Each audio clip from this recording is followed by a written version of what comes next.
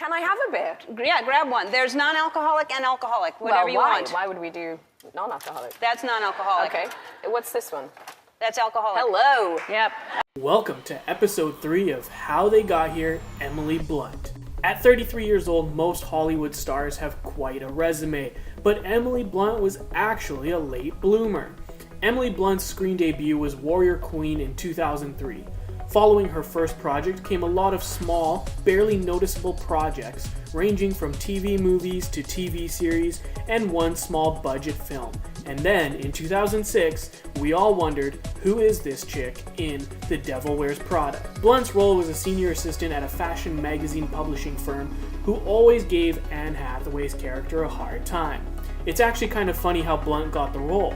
She was reading lines on the Fox lot for an audition, which was for the film Aragon, and one of the casting agents for The Devil Wears Prada approached her, and the rest is history. Of course, she didn't get the role in Aragon, which made her free for The Devil Wears Prada. Also, Blunt and Hathaway were apparently told to lose weight for their roles in the film, and they both mentioned they were always hungry on set due to being kept on strict diets to maintain the rail-thin supermodel look. Blunt continued her track record of being in small films or having small roles for the next 4 years. The most notable films being Dan in Real Life with Steve Carell and Charlie Wilson's War with Tom Hanks, Julia Roberts, and Philip Seymour Hoffman.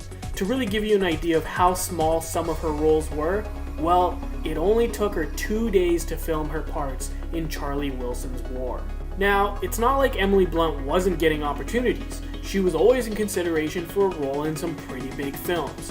She was considered for the role of Madeline in The Departed, which went to Vera Farmiga, and then she was in consideration to replace Katie Holmes in the role of Rachel Dawes in The Dark Knight, which ended up going to Maggie Gyllenhaal. You'll feel the burn on this one though. In 2010, Blunt starred alongside Jack Black in Gulliver's Travels, where she felt her character to be her girliest role thus far in her career, and she turned down the role of Black Widow in Iron Man 2. That's right, Scarlett Johansson was not originally casted. So, maybe Blunt's career could have got off to an earlier start, but as we all know, it works out in the end. Her work really picked up in 2011. She lent her voice for the animation film Romeo and Juliet, and then starred alongside Matt Damon in The Adjustment Bureau. Any chance you remember those dancing scenes in The Adjustment Bureau? Well, hate to break it to you, but that's not Emily Blunt dancing. It's actually a body double where Blunt's face was digitally placed on the dancer's body. Continuing with 2011, she worked with Ewan McGregor in Salmon Fishing in the Yemen, an indie film called Your Sister's Sister, and then The Muppets. For many of you who did not watch The Muppets, Emily Blunt's role was actually just a cameo appearance where it was a spoof of her role in The Devil Wears Prada. The last tidbit to mention about Blunt's 2011 is that she was in consideration for the role of Peggy Carter in Captain America: The First Avenger, but that went to Hayley Atwell. Can you imagine Emily Blunt in the TV series Agent Carter? 2012 is when people started to take notice of Emily Blunt. She starred alongside Jason Segel in The 5-Year Engagement, followed by Looper with Bruce Willis and Joseph Gordon-Levitt. Actually, in Looper, she agreed to star in the movie after reading only half of the script, and she didn't even know what her character was. 2 small projects later, we arrive in 2014 with Edge of Tomorrow. If you didn't know or like Blunt before, you'd be crazy to not love her after watching Edge of Tomorrow. Edge of Tomorrow was her first action film, and while Tom Cruise thought she was going to regret ever accepting the role, he actually really wanted to work with her, and he recommended her to the producers. Fun fact, but not really if they both died, but remember that car chase scene? Well, Blunt was instructed to drive fast and take a right-hand turn, but she missed her mark and drove right into a tree. Fortunately, it sounds a lot worse than what actually happened, and they ended up being absolutely fine.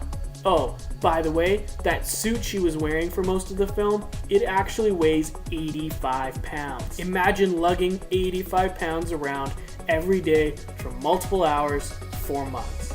You gotta give it up to her. Her next role came in Into the Woods, where she got to work with many great stars such as Meryl Streep, Johnny Depp, Anna Kendrick, and Chris Pine. Coming down the home stretch, it looks like Blunt enjoys action films now, as her next role was an idealistic FBI agent named Kate in Sicario. After delivering her first baby girl, she only waited 4 months till she got right back to filming. Her last stop before we get to the main event was The Huntsman Winter's War, as she played one of the good people as Queen Freya.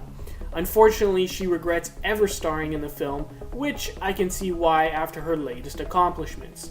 But forget about that dud of a film, we have arrived at the main event, The Girl on the Train. Certainly most of you have seen the trailer for this film, and you gotta admit, this looks good. Real good. The Girl on the Train is now in theaters. And that, everyone, is how Emily Blunt got here.